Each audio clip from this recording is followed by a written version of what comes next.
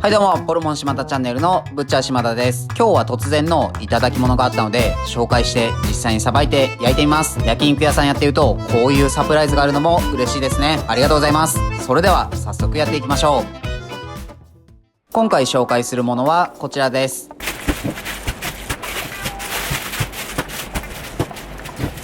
急遽、お肉屋さんからイノブタをもらったので、食べてみようと思います。レバー、ハツ、ハラミ。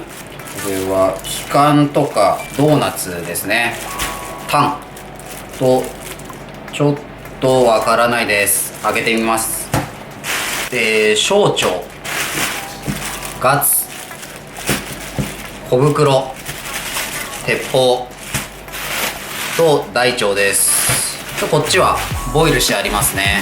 こっちは生の状態です。それではさばいていきます。量が多いので今回はタン、レバー、ハツをさばきます。焼肉で豚とイノシシの内臓が紹介したので、せっかくなら今回は全て串焼きで食べてみます。今回イノブタの内臓ですが、ほとんど豚と内臓の形は一緒なので、豚をさばく際の参考にしてください。まずはタンから仕込みます。タンとは下のことです。あまり豚で黒っぽい柄があることはないですよね。イノブタ特有でしょうか。まずはタンの裏側の余分な筋を取ります。今回はこの筋も食べるので残しておきます。ちなみにイノブタとはイノシシと豚を交雑した雑種です。豚はイノシシを家畜化したものなので分類上は同じです。なのでイノシシと豚を交雑することが可能です。さらにこのイノブタに豚を交雑したものをイノブタブタと呼びます。このタンだと分かりやすいですが、黒っぽい色をしている方が根元部分で、通称上タンと呼ばれる部位です。この根元に近い方が普段動かすことが少ないので柔らかく上質です。タン1本だけだと串に刺す数のバランスが難しいですが、基本的に根元の方の柔らかめな部分が一番上に来るように刺していきます。あとはタンの大きさを見ながら調節して順番を決めて刺します。はじめに処理したタンの下側の筋もこんな感じで縫うように串に刺していきます。うちではタン筋という名前で昔出していました。刺し終わるとこんな感じです。次はハツを仕込みます。ハツとは心臓のことです。ほとんど豚と変わらないですね。まずは余分な油や血管部分をカットします。ハツは薄い部分と厚い部分があるので、その境目を見極めて柵取りします。柵取りしてから余分な筋などがあれば処理します。牛とは違って特に皮は処理しなくて問題ありません。あとは串に刺しやすい大きさにカットします。自分のこだわりとして一番下に身が薄い部分が来るように配置します。比較的ハツは柵取りがうまくできれば串打ちは簡単です。刺し終わるとこんな感じです。次はレバーを仕込みます。レバーとは肝臓のことです。イノブタのレバーは豚のレバーと同じで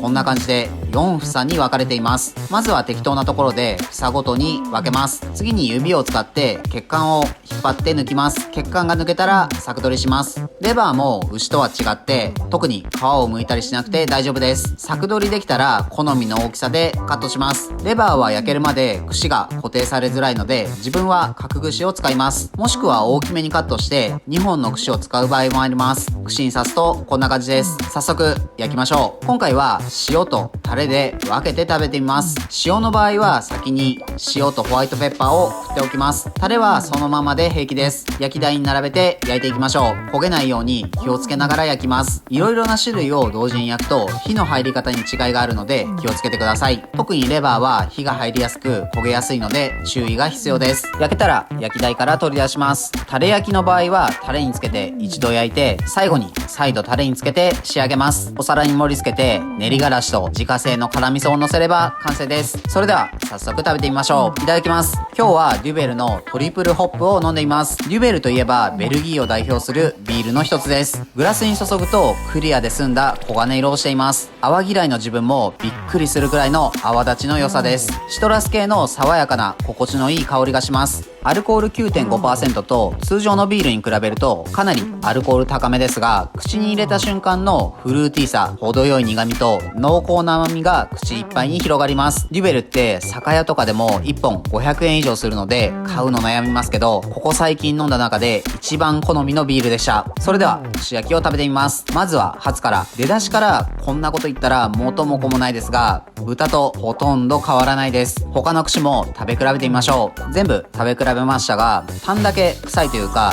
いつも食べている豚のタンとちょっと違う匂いを感じました。以前イノシシのタンを食べた時は豚より美味しく感じたので、この個体だけたまたま匂いがしたのかもしれません。他の部位に関しては臭みや硬さなど豚との違いはほぼありませんでした。イノシシに比べると匂いなども少なく、より食べやすくなってます。特にイノシシのレバーとか匂いを感じやすかったですが、とてもこのイノブタは食べやすいです。イノシシよりも豚により近い印象です。やっぱり野生で餌を食べていたりすると、肉や内臓にも特有の匂いが出やすいかもしれません。久しぶりにこの自家製の串焼きのタレで食べましたが、やっぱり美味しいですね。ちなみにタンは塩、タンスジはタレ、ハツは塩、レバーはタレが好みでした。辛味噌との相性もとてもいいです。今日も美味しかったです。ごちそうさまでした。